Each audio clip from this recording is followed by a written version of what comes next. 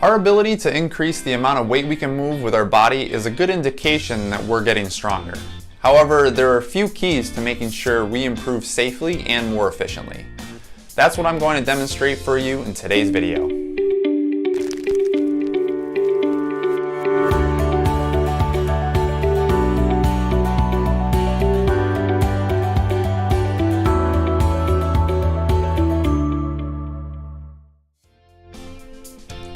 Welcome to the Empowered Fitness series at Anytime Fitness Fort Myers. I'm your head coach, Rick Harrison, and today we'll be looking at a few key concepts to making safe and efficient progress in the gym.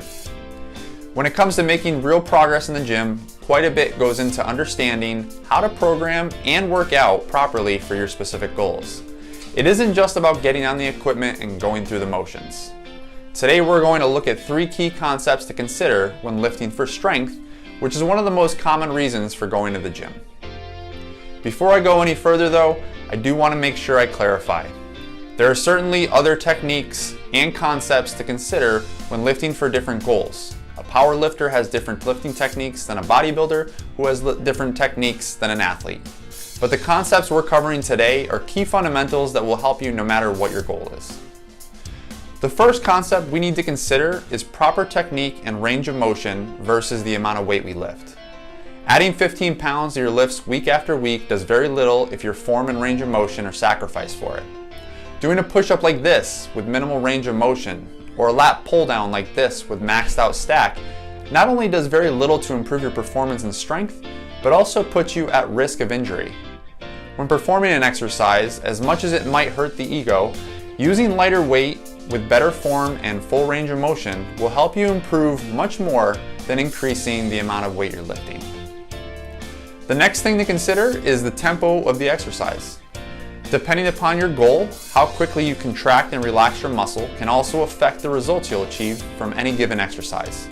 For instance, when I contract and relax my biceps at a 2-to-2, that is a 2-second contraction to a 2-second relaxation, I'm working on building strength. If I change the tempo to a 4-to-2 tempo, keeping the muscle contracted for a longer period is keeping the muscle engaged longer and will therefore burn it out sooner. This will allow the same number of reps as the 2-to-2 tempo to build more muscle mass in the 4-to-2. Try different tempos on your own, see how they affect your endurance and strength in your workouts. The last fundamental we're going to discuss is your rest period. If you're a power lifter lifting high amounts of weight for low numbers of reps or repetitions, you will need longer rest periods for the muscles to recover before your next set. However, for most of us, our rest periods should be between 30 seconds and 2 minutes. If you're looking to burn fat or build lean mass, you want to be on the shorter end of that spectrum. And if you're looking to build strength or power, you'll want to be towards the lengthier end of that spectrum. If you have any questions about any of this, please make sure to speak with one of our trained staff members or professionals. So just to recap, it's better for you to focus on improving your technique and full range of motion before you begin increasing the weight. If after adding weight you find that your form is compromised, lower it and work the technique more for higher reps or a slower tempo. Make sure to switch up your tempo in different exercises. One way to do this is to look at the difference between fast twitch and slow twitch muscles and adjust the tempo to each type. But this is a little bit more advanced concept. And finally, keep your rest periods specific to your goals. If you want to burn more fat, keep them shorter. If you want to build more strength and lift more weight, lengthen them.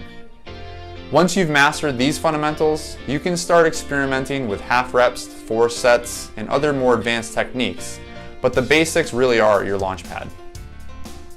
I hope you picked up a couple new concepts to consider in your workouts moving forward, and I'd love to hear your feedback and what you'd like to learn about in our next video. So please leave us some comments and share it with someone who could benefit from it. Thanks for watching today's episode of Empowered Fitness. Don't forget to subscribe to our YouTube channel below or follow us on Facebook and Instagram at our links in the description. Have a great week and we'll see you next episode.